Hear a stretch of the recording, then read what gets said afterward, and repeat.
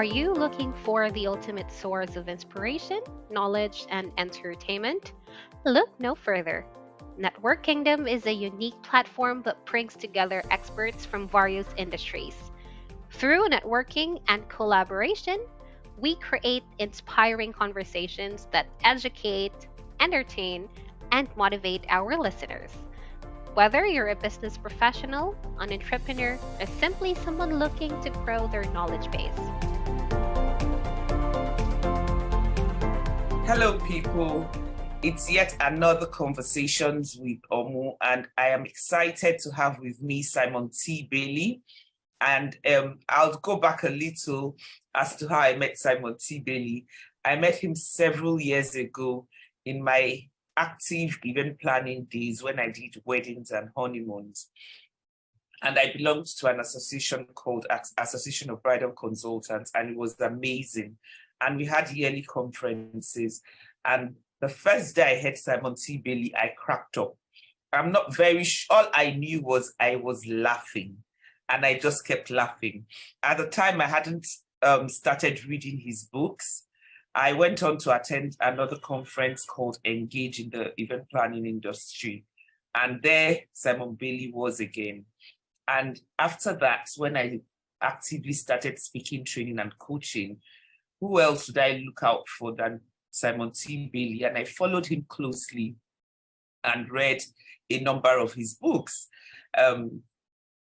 When he says he has this, I choose to call it the Brilliance series. When you get to talk to him, you would understand exactly. I mean, I know why you would have chosen, or I can imagine why you would have chosen the Brilliance series. He has a permanent smile on his face. He's constantly cracking you up, and he just always looks absolutely brilliant. And during the lockdown, he released Brilliant Living, and he released it, and you had like a few chapters or one chapter for free to read. And after I read it, I couldn't wait to order it for the hard copy, and I ordered the Kindle version immediately. And I wrote something about it, and all my friends started inboxing me that, what is it you're reading? And I said, listen, you have to read it. By the way, it was such an easy read. I think I've read it like twice. So good to have you this afternoon, Simon. I am really excited to have you. Thank you so much. It is so good to be with you. Thank you for having me. Thank you. So I have talked about the books, I've talked about speaking, but I'm sure that people would want to know what exactly it is you speak about. Yes. So first of all, my purpose in life is to increase emotional and mental well-being in humanity. We do that, simply put, by hugging people with our words. So we believe when we hug people with our words, it allows them to become the best version of themselves as leaders, as business owners, as individuals, wherever they are in life. Awesome. Awesome. You know, you've put it really simply, but let's even dig deeper. How would you get me to do that? Yes. So the first thing is I really invite people to understand everyone is a genius. Everyone has brilliance in them. And my responsibility is to put a mirror in front of you for you to decide what is my talent, my gift, my ability, what problem have I been created to solve, and what difference can I make while I'm here on earth. One of my mentors, the late great Dr. Miles Monroe, would say the greatest tragedy in life is not death. The greatest tragedy in life is to be alive and not know why. So a number of people take their potential and their genius to the grave with them. So my goal is you are going to die empty and ensure that you release your brilliance before you leave this earth. You know, speaking of why, for the longest time, I went from trying to find my why to getting upset when people actually suggest it, because I'm like, how on earth do you expect me to know that? And then I found myself at different times saying, but I can do so many things. It took me a while to realize that the fact that you can do it does not necessarily mean that that's your why, or that's Absolutely. your. So how would you fine tune how would you, like fine tune it short of going into the person's head? Yes. So first of all, realize being a slashy or multi-dimensional, having a variety of different gifts or things that you can do, it comes very natural to you. That's a part of your capability. But really tapping into that why comes down to whatever season I am in, what makes me come alive? And when you answer the what makes me come alive, you do what's in front of you. And as you do what's in front of you, that's where you get fulfillment, joy, happiness. That doesn't mean that it's going to last forever. It's for a season. And when that season is up, you will know it's naturally time to shift to the next thing. So it's just being open that what makes me come alive, what speaks to my heart, what sparks me, no matter where I'm at in my journey. Okay, that brings me to one of your books, Shift Your Brilliance. Yes. Yeah, I was going to ask that, right? What were you thinking writing it? So maybe you just give us like a few sentences for those that haven't read it, but what were you thinking? So there will come a time where you will have to shift or be shifted. The world is changing right before our eyes, and sometimes we want broadband results, but we're using dial-up methods. So I wrote the book, believe it or not, the book went through 3 rewrites. I just actually 10 rewrites, 3 title changes over a 2-year period because I needed to shift. I was holding on to what worked yesterday and it was not carrying me into the future. So shift is the roadmap, the guide, the game plan as to how do you shift your brilliance so you're relevant in every economy. Wow. Just before, when I was going to ask that question, I wanted to say that I found that book quite challenging. There's some books that you read and they encourage you. There's some books you read, they motivate you and all that. Not that it didn't motivate me, but it challenged it. I mean, I still struggle with that particular book. Yes. And you know why you struggle with it? Because if it was easy, everybody would be doing it. The reason you struggle with it is because you are putting the mirror in front of yourself, asking yourself deep questions that you probably haven't thought about before. That is a cause for pause to say, whoa, no one's asked me this before. So it's intentionally written that way. Wow. I thought it was me. No. Okay. So I'll get to your Ignite the Power of Women. That intrigued me. I haven't read it because you specifically said it was for men, though. So I'm not reading it. Believe it or not, it's for women as well. I can imagine. I'm just kidding. Yes. I'm just kidding. So, I mean, with your Brilliant series, I didn't read them in any particular order. Mm-hmm. If I was going to use your books to go on a journey, do I need to, because it appears like there's an order if you were using it for a journey? Yes. So I always encourage people to start with the audio version of Release Your Brilliance, because Release Your Brilliance was the book that I wrote when I knew I had more to offer the world. And I used the diamond as a metaphor. And as you know, a diamond is formed through heat, pressure, and change. So start with Release Your Brilliance, then Shift Your Brilliance, then Success is an Inside Job, where I really walk you through understanding your personal constitution, what's really important to you.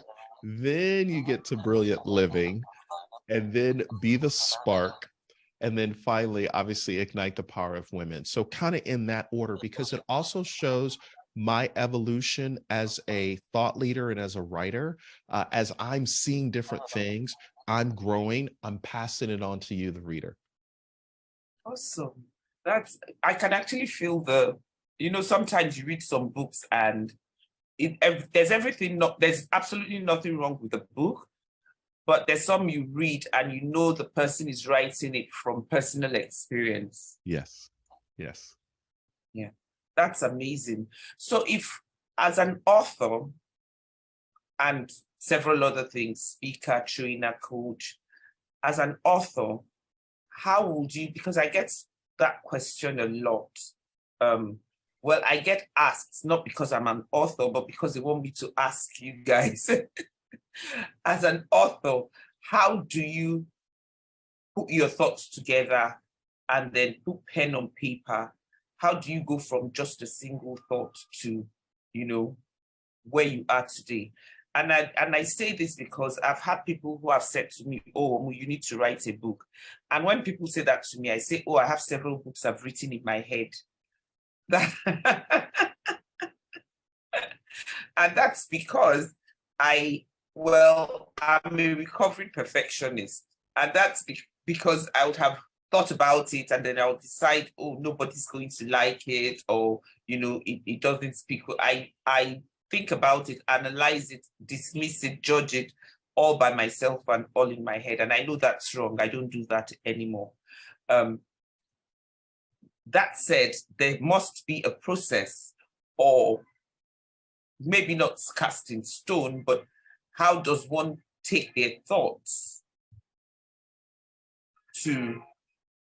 from just a thought to putting pen on paper to actualizing a book? So number one, don't think of it as a book. Think of it as a conversation with your soul. What do I mean? So if I think if I've got to write 30, 40,000 words for a book, you shut down. But if I have to write just 300 words of my best thinking, then it's more of a conversation that you're writing on paper that you're having with the reader, and you're engaging them in this back and forth dialogue. That's number one. Number two, where are you in your journey? Write from your real world experience. So for example, I've got a new book that'll be out this summer. And the focus of this book is everything I wish somebody would have told me over the last 35 years, the wisdom nuggets that people have shared. And I'm now at a place to realize there were some things I listened to, there were some things I didn't listen to. So I'm going to speak from failure and I'm going to speak from growth. So write from where you are, because it just comes natural. 300 words or less. Don't judge it. Don't say, is this perfectly written? No, just get it out on paper. And then the third thing, whenever you have an idea, if you think it, ink it, write it down, and then commit that, you know what, I'm going to do 100 words a week, just 100 words a week. And what'll happen is you'll start to develop the habit that the next week you'll do another 100 words. And the week after that, you'll do another 100 words.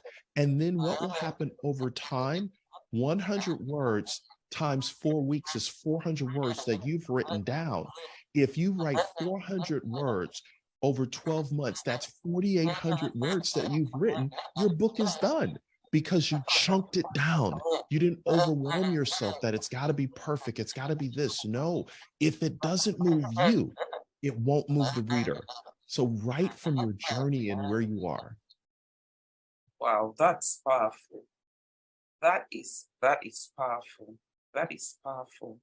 I was listening. I was going to take notes. I wasn't sure whether I wanted to take notes or whether I wanted to listen. Sure, that's fine. I'm definitely going to go back and listen to this over and over again.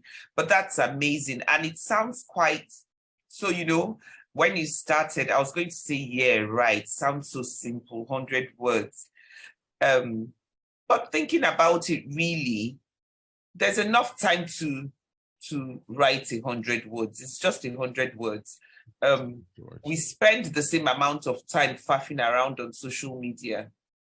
So, if I was going to write 100 words of my personal journey, I'm not having to think too far. I'm not having to do any research because it's my own story that I'm telling. I think that 100 words is doable. Yes, and one important thing, don't judge what you write. Just get it out. That is very important. Don't judge what you write. Omu, don't judge what you write. I'm talking to myself now. Yes. Thank you for that piece. Thank you. So if you were going to, just off the top, like someone just bumped into us now and you wanted to do like a quick coaching session with the person, or you wanted to reframe the person's thoughts, or you wanted to you know how, I mean, I don't know if it happens to you. You just meet someone maybe at the airport or on a plane. You not necessarily a client, the person, you might never get to see the person again. And you're having a conversation with the person and you just feel like, you know, this person honestly needs me. I need to save this soul before the person, you know, like I call it a quick, you know, like speed coaching, like the speed networking. What would you say? Because, you know, why I ask that is lately, and it's not peculiar to my country alone, because I travel quite often and I also network with a lot of people virtually. I find that in these times, a lot of people are troubled. A lot of people, we've always had challenges. Now more than ever before, the challenges are, you know, very obvious and everywhere. So you have, I don't want to use the word mental issues, mental health issues, but there's no better way of putting it. Doesn't mean they're stark raving mad, but we need more and more people to speak to. We need more and more encouragement. We want to hear about living our brilliance more. You know, we want to see bright colors like your yellow wall. What would you say to the person, or what would you do to the person? Well, in the spirit of speed coaching, think about this. Everyone walks through 3 doors. It's a door of either hearing, healing, or helping. So if door number 1 is the door of hearing, some people just want to be heard. Some people just want to know, can you just listen to me? Because the new epidemic on the planet is loneliness. So just in speed coaching, I'm just going to hear you out. You're not asking me to fix anything. The second door is really understand, how do we heal? And healing just starts with a question: how are you? And that question in and of itself, that might be the first time anyone has asked them how they are doing. They become retrospective to say, you just tugged me with your words. You actually care about how I'm doing. So that second door of healing, Dr. Maria Music, who is a clinical psychiatrist, says people need 3 things. They need to be heard, they need to be seen, and they need to be understood. So that second door of just being healing presence for that person, not to fix anything, but just to say, I'm here. And then the third door is helping. And helping can simply mean giving them options to consider. One of my mentors said to me, whenever you come to me asking, what should I do? I am not able or qualified to tell you what to do. I have to invite you to find the answer that's within yourself. So, in helping you, I help you to see whatever you're dealing with through a different lens, through a fresh perspective, reframing it. Have you thought about this? Is there another option? Just because this person said no, how do you find a yes? So, helping, that third door is helping that person just move a little bit down the road. And the final thing that I'll say, the thread that you pull through the needle of opportunity in speed coaching is understanding encouragement is oxygen for the soul. So ultimately, we want to encourage human beings that wherever they are, to know that they are seen, they are valued, and they are understood. So how do we hear, heal, help? That is pure gold. If you noticed, I was writing, I just had to write that down because I didn't want to forget it. Amazing. I like that. I absolutely like that. So there are 2 books I want us to talk about briefly. And one is Success is an Inside Job. And why do I want us to talk about it? Because it's partly what I coach on, it's partly one of my passions. And I honestly believe that success is an inside job. My late dad used to say that no one can love you more than you love yourself. And, you know, he used to say that, and to be quite honest, I never took him seriously until he died. And, and then I sat down and I actually did think of it. And I was like, you know what? You pay people to coach you, you buy all these books, and they're basically saying the same thing. And maybe because he's your dad, you didn't take it seriously. And what happened to me was a lot of times when I wasn't getting what I expected, instead of blaming the person, I started to look inwards if that was what I thought of myself, the person was just reflecting. So talking about success being an inside job, can you give us like 3 or 4 points or, things that people could do within themselves to achieve success? So one of the key takeaways that I teach in Success as an Inside Job is, what is your vision for your life? How do you see it? How do you begin to read it? In other words, or write it down? How do you now read what you've written down? How do you begin to act as if it's happening real time? And then how do you celebrate? So success as an inside job is to really understand that self-love starts with yourself. I love who I am. I love the skin I'm in. I love who I'm becoming. And do I see that? Do I write it? Do I say it? Or do I commit verbal judo on myself? Am I beating myself up?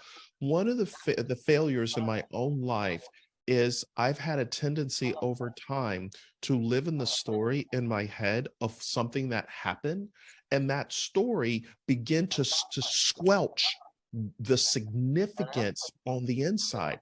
And what I realized, I had to change my language in my head. I had to create a new narrative, a new story to say, this happened. That's not who I am. Here's the reality that I'm moving towards. And it is tough. It is tough. But when I changed my language, all of a sudden, I started to believe it. And the moment you believe it, and this is going to sound like a cliche, you can receive it because you receive it in here, you receive it in here, then it manifests outside.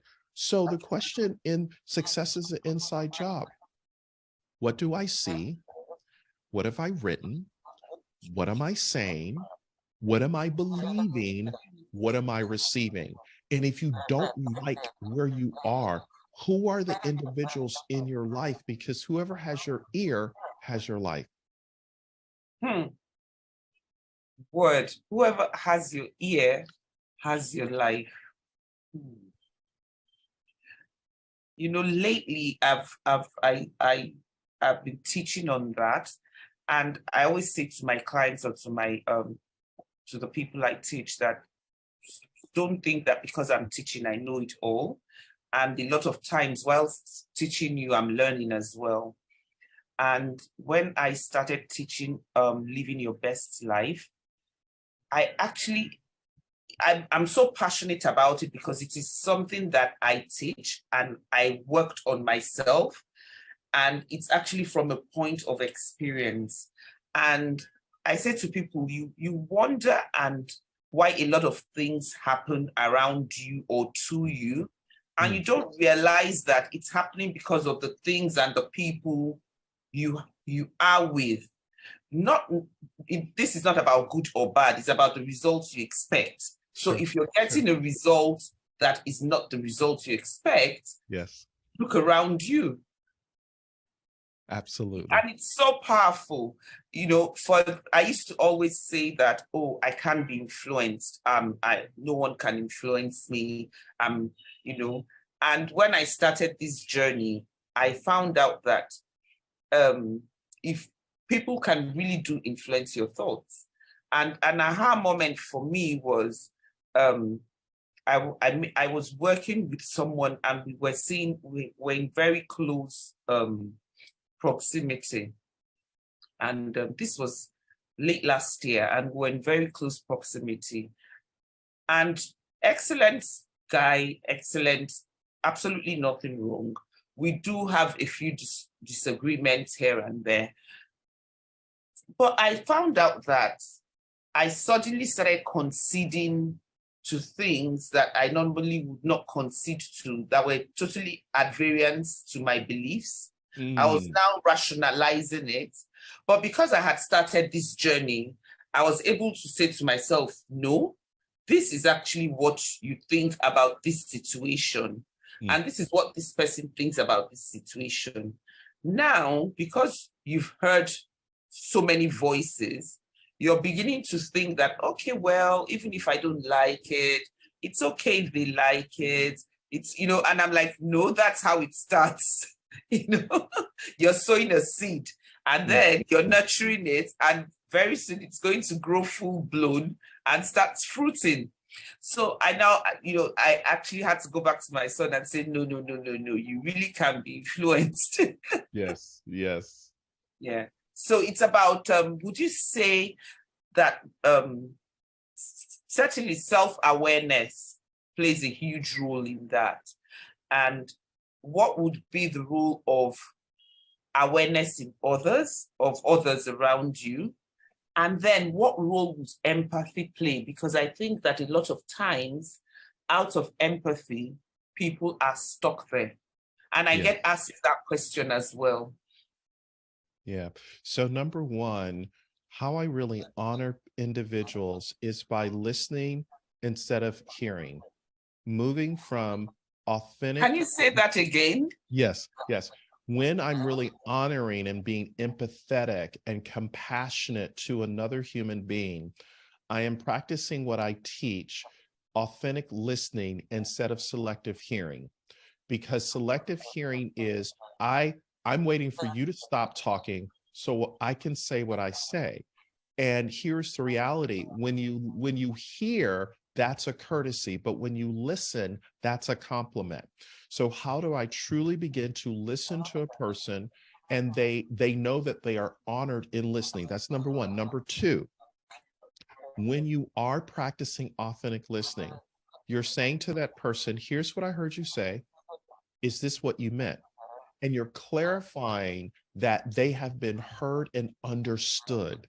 And then number three, it's also recognizing one thing that is right about that person and highlighting that, because so many times people are told what's wrong with them. So if we can focus on what's right about them and give them a tangible example that allows them to feel inspired, encouraged, and to know that you are celebrating where they are and where they're going. Wow. So that said, you said something about celebrating, and that brings me to one of my mentors that I admire greatly, Joseph McClendon III. And he's so huge on celebrating. He actually taught me how to celebrate myself. And the first time he said, look at yourself in the mirror and dance. And I'm like, what the hell does he mean? Why would I be dancing to no music? And why would I be celebrating for nothing really? And, you know, and I'm like, and people are looking at me and wondering if I'm crazy. And in one of our conferences, they actually made us do it. And I had gotten to that point where I'm like, okay, if you're going to let someone mentor you, then you might as well just obey and trust the journey. So I decided not to analyze or anything. And I did that and actually felt really good. Wow. And now I actually find myself always celebrating. Yes, and, yes. you know, so what role would you say that celebrating plays in the whole journey? Celebrating has the ability to change your physiology. It has the ability to breathe life into your life. It has the ability to shift you out of a rut because you're celebrating from the inside out. One of the things that we teach is when you find your spark, you find your joy. When you find your joy, you find your voice. When you find your voice, you find your freedom. So I don't get to freedom until I learn how to celebrate the voice that I have, the voice from within, the person that I'm becoming. And when you do it, you become unstoppable because no matter what is happening outside the world, it won't touch what's going on inside of here. So celebrating and dancing, it's all about that joy. And joy is deeper than happiness. I can be happy Yes. for a moment, but joy is something that when I tap into joy, it's a spiritual shift that happens. See how I fit tomorrow. I find that inner joy and I'm just happy. I'm just smiling because I know that no matter what's happening, the temperature and the climate on the inside of me cannot be affected by the weather of desperation and the weather of negativity. Whoa, whoa, whoa. That is powerful again. Oh my goodness. I wasn't going to talk about be the spark, but you just mentioned find your spark, and I smiled. I wasn't going to talk about it, but now that you said find your spark, we had better. You know, um, I know that it has a bit to do with customers and all that. You do have a background in customer service, right? If I Yes. remember correctly. Yes, Yes, I I do. remember. Yeah. I know that the Be the Spark has something to do with customers, but I also know that a lot of your books have this wholesome approach. You just don't direct it to a particular niche per se. So being the spark, is it just the customers that you want to be the spark? Because my understanding is I haven't read the whole book.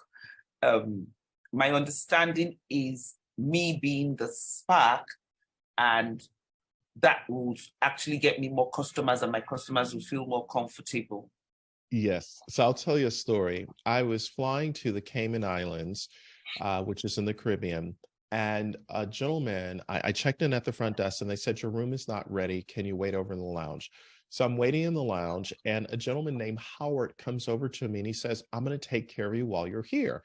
And I said, okay. And he says to me, how was your trip to Halifax, Nova Scotia, which is where I was prior to flying to the Cayman Islands? And I looked at him with this bewildered look. How in the world did he know that I went to Halifax, Nova Scotia? And he said, I went on your Instagram feed before you arrived to see where you were coming from. Now, two schools of thought. First school of thought would say, that is freaky. That is crazy. Like, how does he know this? Right. But then the second school of thought says he went the extra step. Extra mile, yeah. Howard had that spark. So when I teach in Spark, if you want to get more customers, do a little something extra that others won't do. You become the spark for them. And when you become the spark because of your service, they become your unofficial marketing department for the experience that you just created, because you did plus, plus, plus. And that's the difference in being the spark. That is a powerful story, The Howard story. It is a powerful story. Yes. And it's all about going the extra mile. Yes. It would actually, I don't know, when you said, yes, some people might see it as quite spooky. Oh, he went on my Instagram handle. But I think I'll feel extra special. And even if he didn't prepare for you, it gives an impression that he's been prepared and he's actually been waiting for you. Yes, absolutely. And think about it. Now, did management tell Howard to do that, or did he do it on his own? I That's believe another he did question. it on his own without management coaxing him, pushing him, telling him he needed to do it. And that's the difference between people who are average and people who have a spark. People that have that spark understand, I don't have to be told to do it. I'm going to do it anyway because that's who I am. That's true, actually. That's true. So what would you say is, what would you say is how would you describe the ultimate brilliance experience? The ultimate brilliance experience is to be in service to others. If becoming brilliant and finding your genius is all about you, your four, no more, then you are brilliant by yourself. When I understand my brilliance, I am in service to humanity. So in other words, I might be ahead, but how do I help somebody come from behind? And when I am pulling somebody along with me, guiding, encouraging, then your journey is not just about me, it's about we. And when we make it about we, that's brilliance. I'm actually excited. I feel like I've done a quick coaching session already. I feel like I've done a quick coaching session. So you said you're expecting another book to be out soon. Yes. When are we expecting that? It'll be out this summer. So Ignite the Power of Women, that's the current book, but the new book will be out this summer. Okay, I'm looking out for that. Do you have any parting words, or do you have a link you would want the guests to visit to? Yes, go to Simon. Have a feel of the books I've just talked about.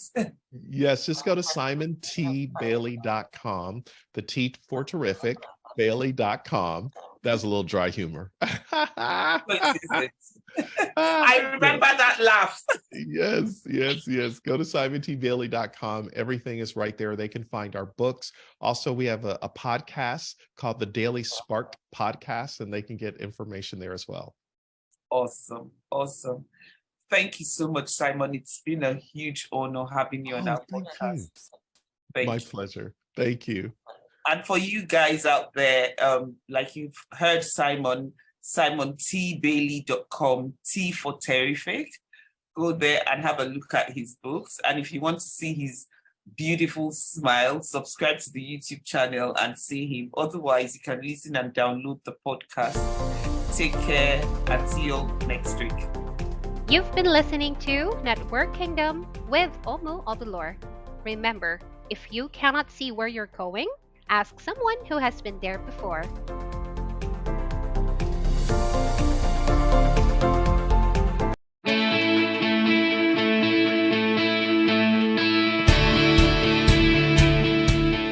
Are you looking for the ultimate source of inspiration, knowledge, and entertainment? Look no further. Network Kingdom is a unique platform that brings together experts from various industries. Through networking and collaboration, we create inspiring conversations that educate, entertain, and motivate our listeners. Whether you're a business professional, an entrepreneur, or simply someone looking to grow their knowledge base. Hello everyone, you can tell how excited I am today. I'm all full of smiles. I have this amazing lady who is in competition with me on who is going to look better today, but I'm sure I'm winning. None other than Mitzi. I'm going to let her introduce herself, but I'm setting her up because I know there's certain things she's not going to mention, and trust me to mention it before we're done. Hi Mitzi, thank you so much for having me on the show. Thank you. What an absolute joy to be with you and to be with your audience. Yay. And to introduce myself, my current claim for fame is I've written a book that may be familiar to to your audience, because you've had Mark Victor Hansen, co-author of the Chicken Soup for the Soul series. You've had him on your show. And yes. To my absolute undying joy, this book has won 9 national awards in the United States. 9?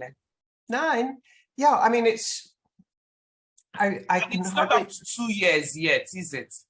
It's been out less than a year. Less than a year, yeah, I thought so too. Yeah, and the big thing about it is people who know Chicken Soup for the Soul, yeah, it's inspirational, it's life-changing. Yes. But Mark himself is inspirational and life-changing. He is. Yeah, his story, I interviewed roughly 100 people who knew him, like from childhood, from his successes and his failures. And he's a pretty amazing man. He's a huge source of inspiration. Yeah, and I have a theory of life, which is that the greatest gift that one person can give another is inspiration. And Mark Victor Hansen is inspirational. And you asked about winning so many national awards. I think because the book is inspirational. Okay, so why did you, I mean, have you written any other books like Relentless about people? Yes, as a matter of fact, the reason he allowed me uh, to write his biography, because personally, I kind of think it's a great big honor to have somebody that important. But he had read some of other biographies that I'd written, and he liked them, and so it happened. And who were these about? Let's see, the founder of the Sheraton hotel chain, and then my late husband had a very inspirational story too. He started out as a chicken farmer in a small, not even a town, in a village in Maryland, near Washington, D.C. He was a shy farm boy, and yet he totally transcended himself. He ended up at the time of his death employing 22,000 people. And Tell so, tell them about the chicken. Tell them you're owing me chicken. well, I'd love to. What's special about Purdue Chicken is we are the largest producer of organic chicken in the world. And that means not only are the birds raised without antibiotics or hormones or anything, the grain that they eat has to be grown without chemical intervention. So, and even, it's more expensive to produce, at least in this country. I bet Nigeria it's less expensive, but in this country it's more expensive to produce organic chickens. But we do it, and we're the third largest chicken producer in the United States. And my husband is the one who made that happen. And in the biography I wrote about him, I asked him a really basic question: how did you do it? And his answer was that he didn't, that it was the people who worked with him at every level, and that, Wow. that he just had the privilege of working with great people. That's why he made it, because he actually recognized the people working with him. That was the essence of him, as far as I could tell. During our entire marriage, since I'm a writer, I was watching him as carefully as I could. And I got the feeling that everything that he did was designed to make people feel important. And here's something that we did, this was my idea, but 3 times a month, we would invite people who worked for the company to our home for dinner, 100 at a time. And the goal was to entertain every single person who worked for the company at our home, during which Frank could tell people how important they were. And he'd always end the evenings by telling that would build his employees loyalty. Yeah, he'd tell them at the end of the evening. And he'd use different words different times, but it would all boil down to, I know the company wouldn't be what it is today without you. Thank you. That's so nice. But isn't I'm learning something. Yeah, but for a really large company to be happy with entertaining 100 people at a time, 3 times a month. And that just makes everyone feel like family, feel like a part of it. And they would all be very loyal. Yes, because the secret, to my mind, of his success was the people who worked with him. First, they stayed with him for life. And second, they'd go the extra mile to make it better. And Absolutely. It did. Oh, wow. So let's talk a little more about Relentless, because we're certainly going to talk about your other books. But I mean, I absolutely love Mark. So, I mean, without bias, how difficult or how easy was it to put it together? Well, frankly, it was kind of easy to put together because I'm 81 years old and I've been a writer all my life, and this is what I do. So I would say this is the easiest book that I've ever written. And here's an element of the easiness of it. I interviewed people who knew him, since he was a baby. And the way I'd put it together was I'd interview the people. By the time I had more than 100, I'd just tell their stories. I'd weave them together, and it was chronological. What was he like as a kid? What was he like as a teenager? And boy, was he ever amazing. And Relentless was a good title because, tell me, did the Beatles become famous in Nigeria? Yes, they did. Okay, I kind of thought they would, but I didn't want to make an assumption. When Mark first heard the Beatles, he said, it's like 11 at night in the New York area. He hears the Beatles and he simply decides, I'm going to start a band.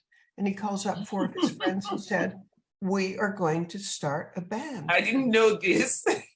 Okay, none of them knew how to play an instrument even.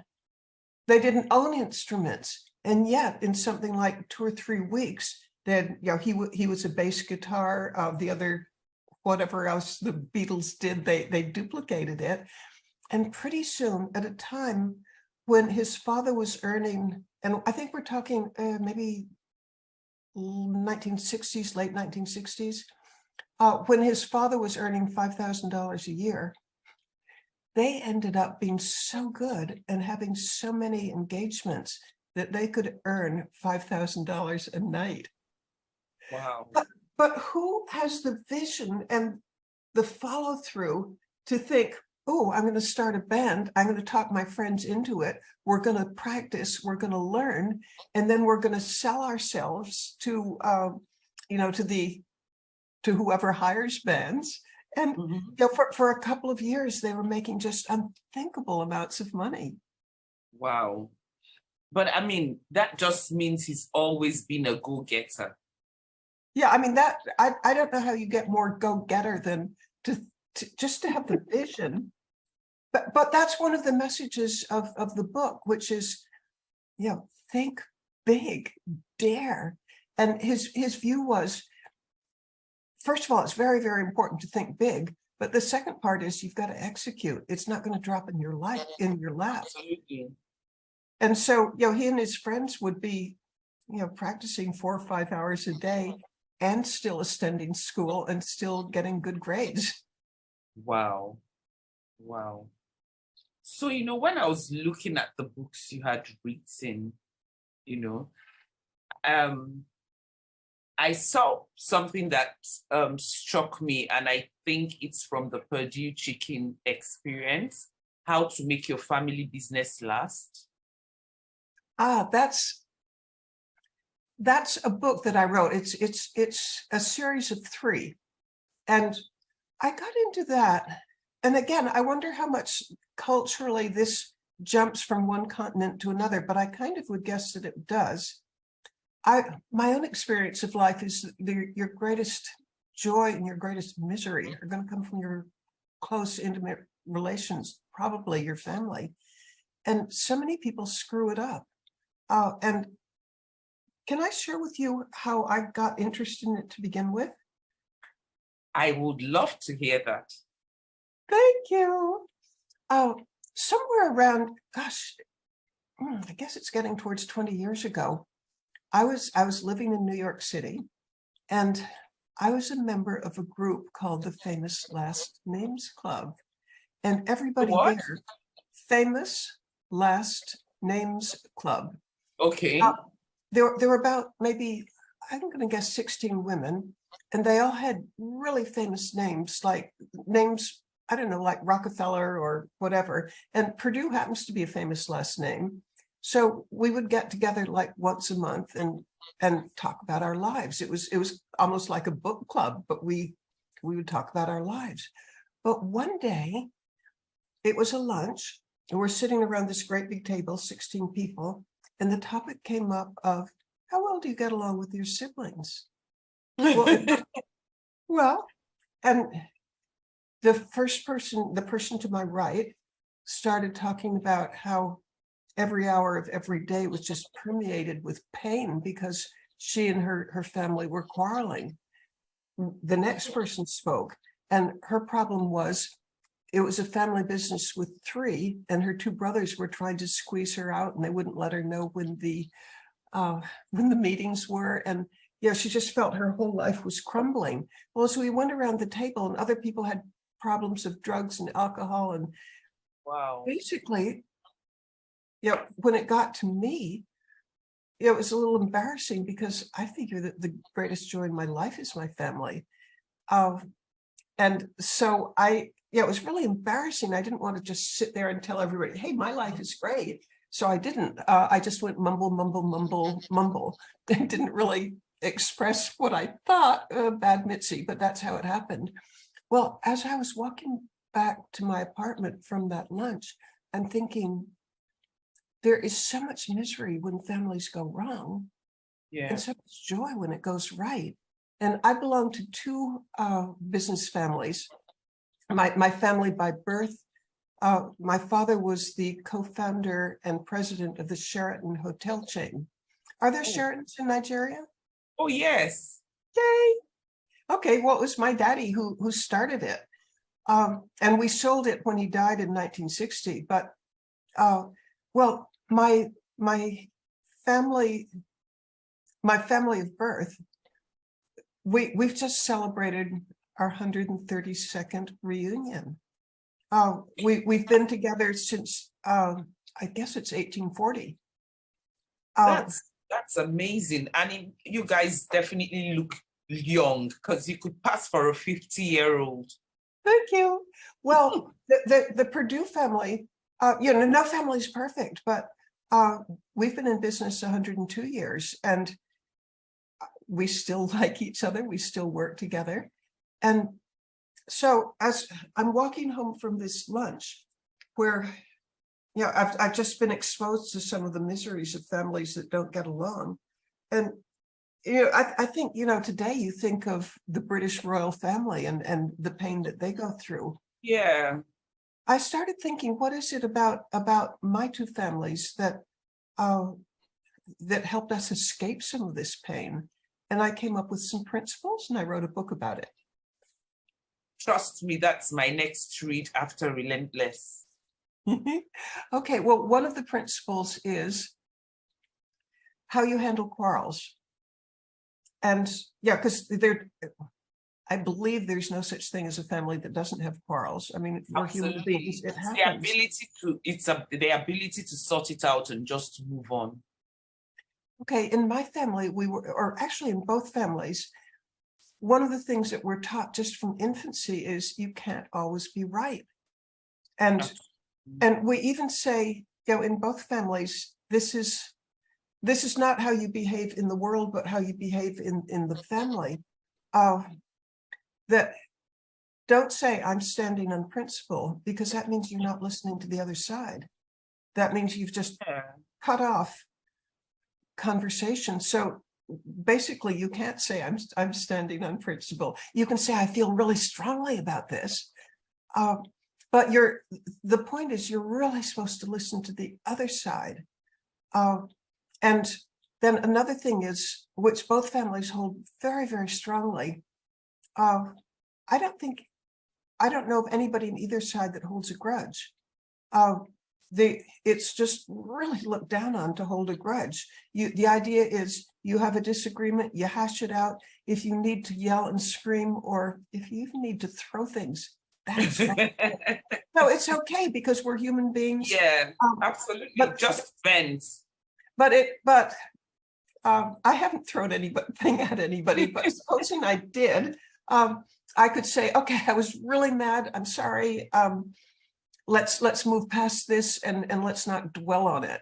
But let's resolve it. Let's hash it out until both of us are fully understood and fully heard. And I have a theory in quarrels, which is the more you're heard, the easier it is to get past it. Yeah. Because sometimes you're actually just hurt that nobody gave you a chance to speak, or you were just not heard. Well, I felt that my husband was enormously easy to get along with, and I thought the ingredients of it were, if I had some beef, something's bothering me, I always felt that he would just totally listen, and that he was enormously fair. He could, it could be against his interest to hear my side, but he'd do it. And just the act of being heard by somebody who cared we rarely had a lasting argument. I used to describe it as a spring thunderstorm that was, the air's cleared and all's good. So in both families, I have witnessed that it's okay to have spring thunderstorms, but you clear the air and you don't wait 5 months to bring up something that bothered you. No, you're supposed to just talk about it as soon as it irritates you, rather than let it build. That's actually, this is really, really, really important. And then, a final, it's not a final one because I wrote a whole book about it, but another ingredient that I think counts is, in both families, there's just a severe rule that you'd really be looked down on if you broke this rule. And that is, don't take a family quarrel public. Don't go to the press with it. Because when you do, here's what I know. I've talked with family counselors who won't take on a family to counsel if their quarrel has reached the press, because you have no control anymore. And in general, it's a bridge too far. I've heard one guy, he's gone to his great reward since, but he told me in his life he had 5,000 clients, and he had never seen a case where by the time a family went public with a quarrel, where they could put it back together again. Yeah. It's just, by the time you're public, it's really hard to back down. It's really hard to say, I'm sorry. Price set scene. You're listening to too many voices. Yeah.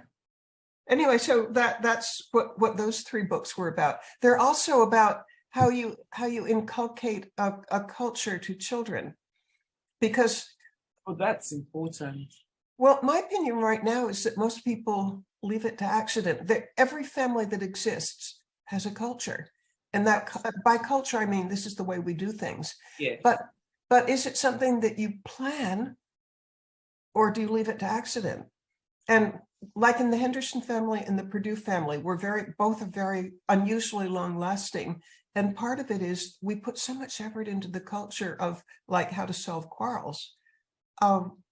We don't just leave it to accident. We have almost like a constitution of how we handle disagreements. Yeah, but it's important. Well, it's enabled us to last, and the tradition of not holding a grudge. It sounds actually healthy. Look at how you look at over 80 like a little child, and that's because you have peace of mind and you're not quarreling and holding grudges here and there. Well, my theory that your greatest happiness and your greatest misery is going to come from your intimate relations. So learn how to do them. Learn how to not to screw up. Very good. Very true. Very true. So let me ask you something, because I've gotten so much. I'm sure everyone listening is going to grab that book because there's just so much you've said in such little time. But there's a book of yours that the title caught my attention. Tough Man, Tender Chicken. Okay, that caught my attention. Well, that is my dear late husband.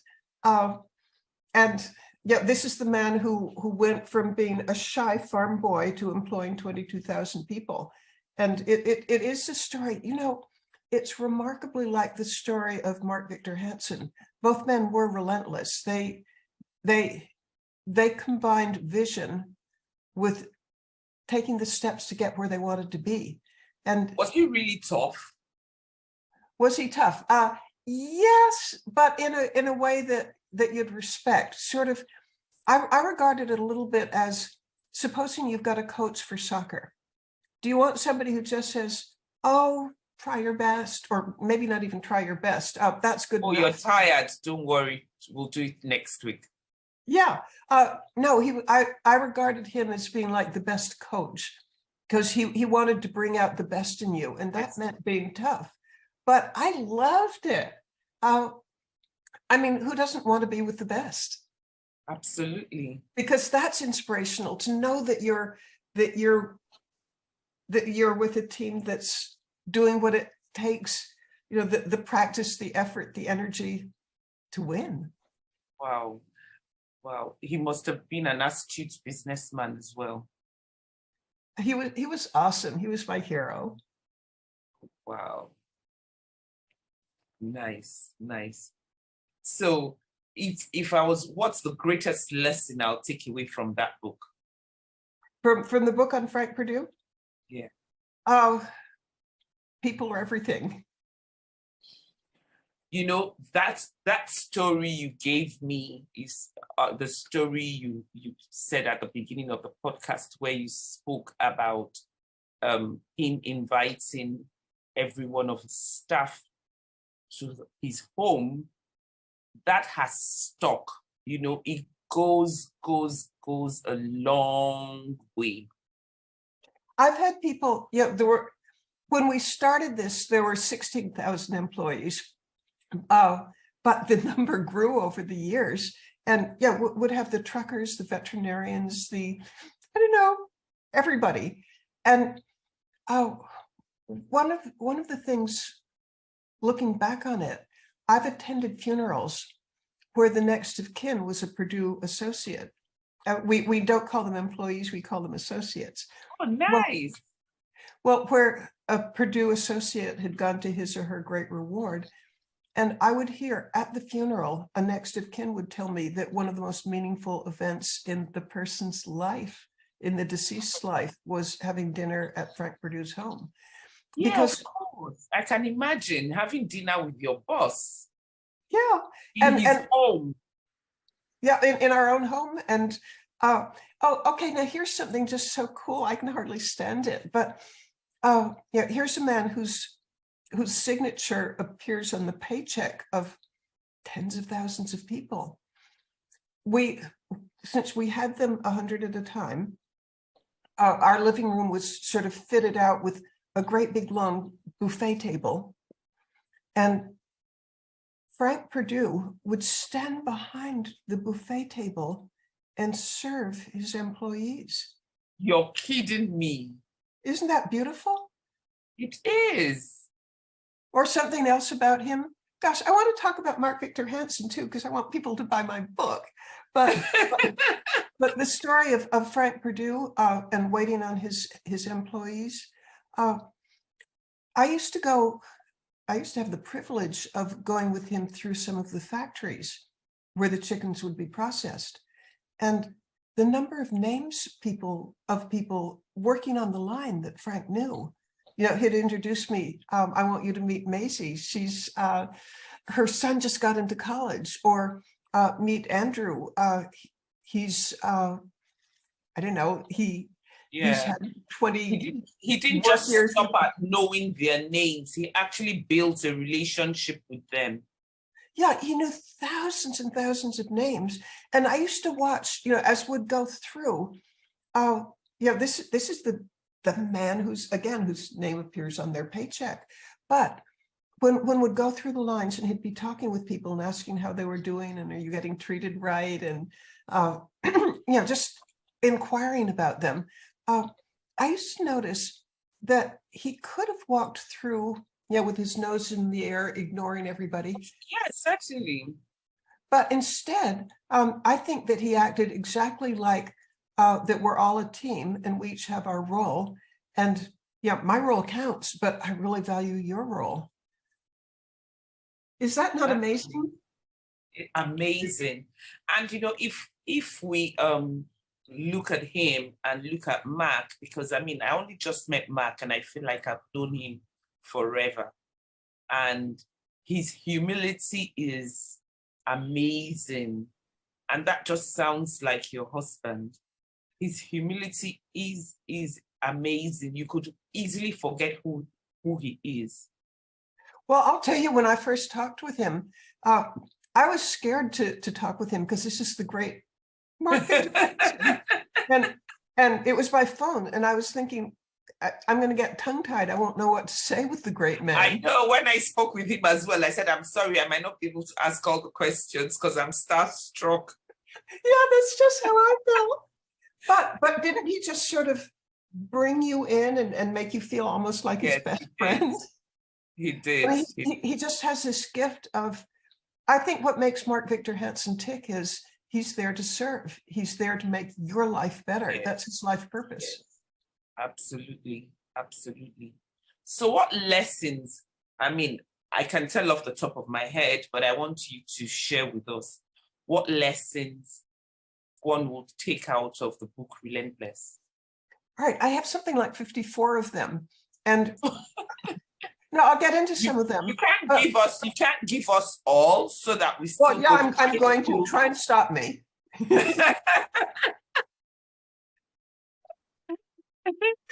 Oh gosh, I love it when we can laugh. Isn't that the best? Oh yes. Oh, I'm loving this. I'm loving talking with you. But to answer your question, yes, the book, each chapter, at the end of each chapter, there's lessons from what he learned. And my theory in writing the book is, if you follow even one of his ideas, you're going to be ahead of the game. If you follow 3 or 4, you have the chance of being more of all you can be. If you follow all 54, I think the only person in the world who can do that is Mark Victor Hansen himself, but look where it got him. But I'm going to open just a random chapter and see what lesson would come from it. Okay, this is, oh my, this is from his first marriage.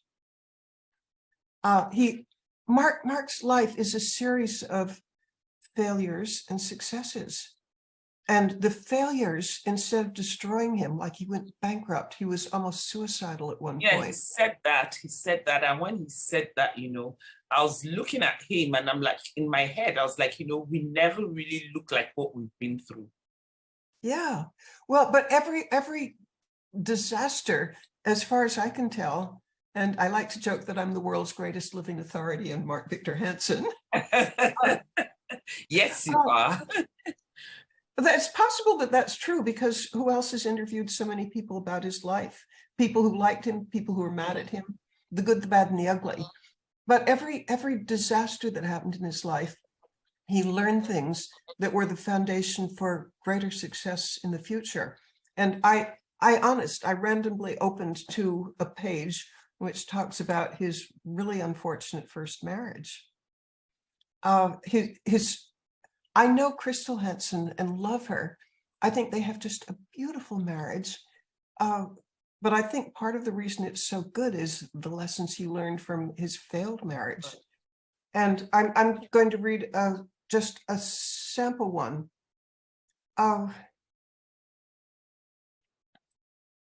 If you or your partner is getting major accolades, and the other is just behind the scenes, working hard, but getting very little of the adulation and acclaim, come to an understanding of how to handle this.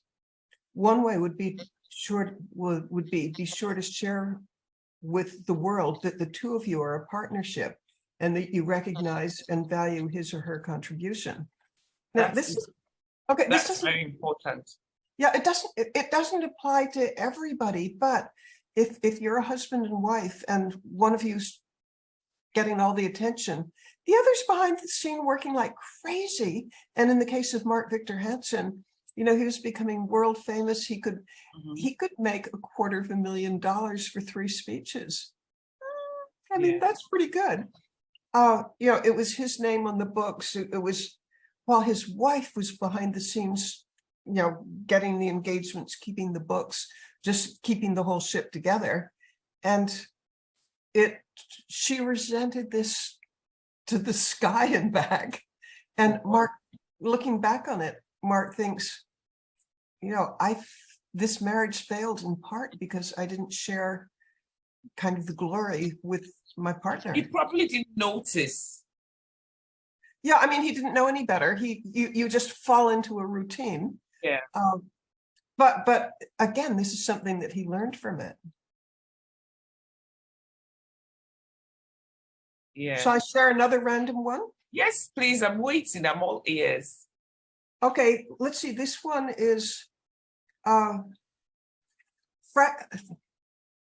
Victor Hansen was a huge believer in tithing, giving back 10%. Yeah. Every one of his 500 million books, the money that he got from them, 10%. I believe in that as well. Oh, okay. So this was a chapter in tithing, and what did he learn from it? It's more than okay to make money, but giving away substantial parts of it is an inspiration to others and agrees with the scriptural guidance about letting your light shine so as to glorify your Creator. Learn to earn so that you can give benefits to everyone. Philanthropy is a powerful bond to grow a friendship. A bond between two minds is a great thing. A bond between two hearts is even greater. Wow. No, this man is so wise and so good and so impactful that there's just an infinity to learn from him. Wow. That's so good. I can't wait to read it. I'm almost done with his book, Ask. Actually, I'm on fire to share another one of the learnings from Mark. His book, the first one, Chicken Soup for the Soul. Yes. It was turned down 143 times. 143. Well, I knew it was turned down, but I didn't know it was that for that. I mean, 143. Yeah, it was. I mean, that's part of the relentlessness. But wouldn't anybody else give up before you got to 143? I would give up. All right, he told me some of his secrets for being able to have kind of the backbone, and it has a lot to do with visualization. He told me, and I write about it, that at that time, there was a book that had been on the New York Times bestseller list for, I don't know, almost a year. Mark made a Xerox copy of the New York Times page, and he whited out the name of Scott Peck, and he typed in Chicken Soup for the Soul. And then he made copies of it, and he hung them like in the bathroom, in the stairwell, in the kitchen, everywhere, showing him the vision of his book being a New York Times #1 bestseller. And when you have that vision in front of you, you keep thinking of ways to make it happen.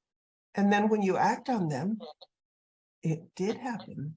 I mean, isn't that amazing that the connection between creating a really big, solid vision that you look at all the time, and then as you look at it, you think, well, okay, that's what I want. How do I get there? And you know, it's funny you say it, and it sounds it sounds simple. And as a coach, this is something that I coach people on. Even though I coach people on it, I really haven't seen or heard it in action like I am now. Do you know what? I think my own life is a little bit like that, because I wanted to be a writer. And what did you do? Tell me about it. That's actually my next question, because I want to know your journey into writing and how you got here. All right, I was a reader as a child. It was just the most wonderful thing to be able to, I don't know, read about the lives of people in the past, and that, I sitting in a little desk somewhere in Lincoln, Massachusetts, a small state in the United States. I could be in contact with the great thinkers of the world. It was just exciting to me. It was thrilling. It was much more exciting than what seemed to be going on in my little world. And so I thought, gee, wouldn't it be neat to do this thing? And so I did have a vision of being a writer. And I actually, from about age 12 on, I've kept a diary.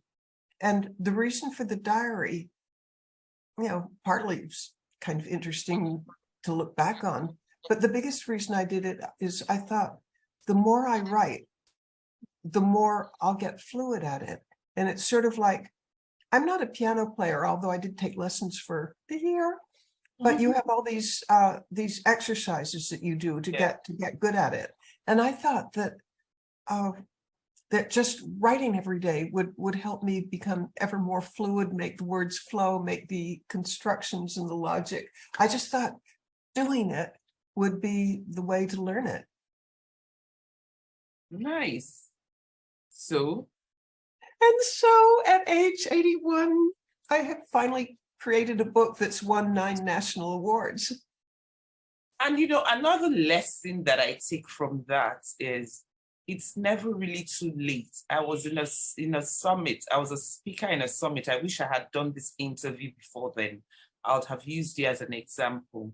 I was in a summit for women who have retired or maybe from age 50 upwards, and they feel like they can't go into business or they can't do whatever it is they wanted to do. They feel it's too late to start or too late to achieve anything, and they just feel a lot of fear and limiting beliefs. But look at you, at 81, you still made it happen. I mean, all hope is not lost. You know, I was actually, telling someone. I want to Yes. share something else with you. Okay. At age 75, I decided I wanted to be a public speaker. I mean, I always liked words, I liked writing. So I took a year-long course in the United States, the National Speakers Association. I was double the age of the oldest person in the class. That is amazing. And actually, it has kind of amazed me because, you know, at first, I can tell you I absolutely sucked. But if you keep doing it, and my approach to learning it is, do you have service clubs in Nigeria, like, for example, Rotary or just yes, we have Rotary Club, we have Lions, we do. We have yeah, I think you're the seventh most populous country in the world, so you would have absolutely everything. Yeah. I want to come visit you sometime and see your beautiful country. Okay, so my guess was right that you would have service clubs and that this story would count. I made it my business to get myself invited to speak at service clubs, just, you know, as many as I possibly could. And again, the more I did, I think the more the practice makes better. Absolutely. And so before COVID, I was invited to speak in Asia, South America, nice. Europe. I mean, I was a global speaker, yay! But beginning at age 75, and what I'm up to right now. Now, here's something that I hope Nigeria doesn't have. What's that? Landmines. No, we don't. Thank God. But I've gotten, well, but then there's something that you do have that I wish you didn't have. And that's human trafficking. Yeah. Okay, I wanted to spend the rest of my life combating, I mean, not that I can do that much, but why not do what you can? I mean, lending your voice to it is more than enough. Yeah, well, for ending, nobody can end landmines, but they're catastrophic because, like, take Ukraine right now. It's the most mined country in the whole world, and the awfulness of it is that with landmines, they're going to last 10, 20 years unless they're removed. And anyway, the idea of losing a child to having their foot blown off by a landmine in a playground. So I want to do something. I've raised money for that, and awesome. And I've written articles about it. Awesome. And in the case of human trafficking, Frank gave me an engagement ring. It's from, it was a very large, perfect emerald. And I sold it at auction for $1.2 million. Wow. And every penny of that's going to combating human trafficking. Awesome, awesome, awesome. Awesome. That's amazing. You know, I'm not going to end this podcast without you giving me the secret to your youthfulness, and not just youthfulness in terms of beauty, but you have a youthful mind. That's the only reason why you would get up at 70 something and decide to become a speaker. And it's something, write this amazing book that you've just written. What's the secret behind it?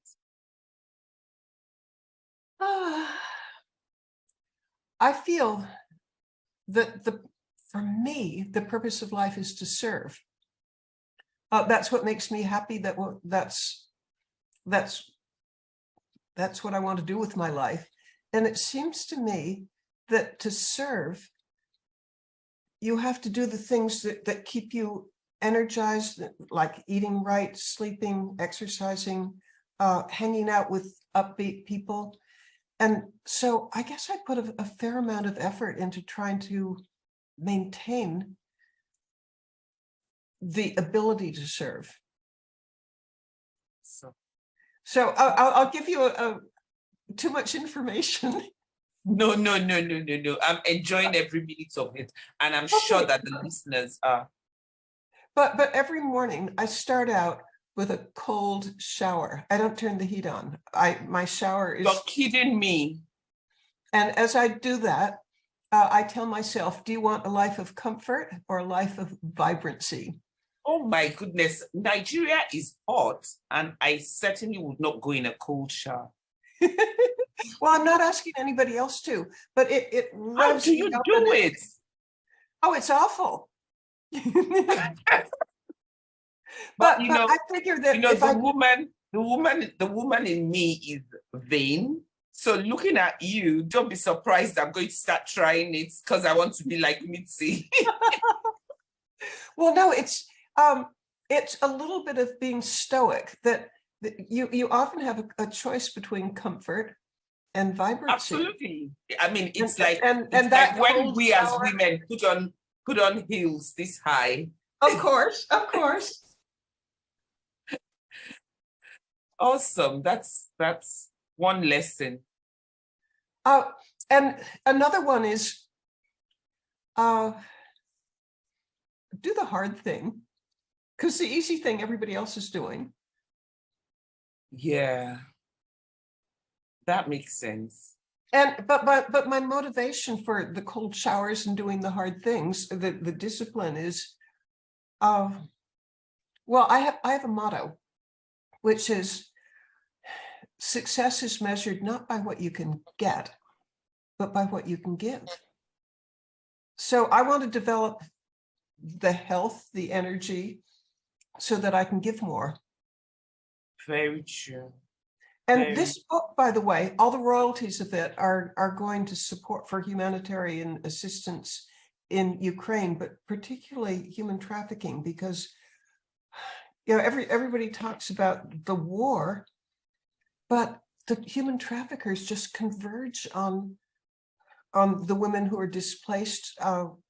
I've read that 450,000 Ukrainian women have been simply caught by the traffickers, because when you don't know where you don't know where you're going to stay, and you don't know where you're going to eat, and this kindly looking man comes up to you and says, "Oh, I can help," and then you're never heard from again. Oh, no. So every penny of any royalties I get from this are going to that. Oh no. Awesome. So Mitzi, it's been, I mean, we can go on and on and on. And trust me, you're going to see me very soon. And I'm going to have my chicken. Yes. I'm going to have my chicken. Thank you so much for honoring me. And I'm really grateful. Thank you, my listeners, for yet another day with Conversations with Omu. And I'm sure you guys have all listened to Mitzi. I'm reading Relentless next. And by the time you're watching the next episode, I would have finished reading Relentless. And trust me, there's another one that I'm going to read, and that's Tough Man, Tender Chicken, because I want to pick up the business lessons. Thank you so much, Mitzi. See you very soon. Well, for me, it's been pure joy. Thank you for just a And we're expecting you in Nigeria. All right, a deal. Okay then. Thanks. See you guys. I'm out. You've been listening to Network Kingdom with Omu Obulor.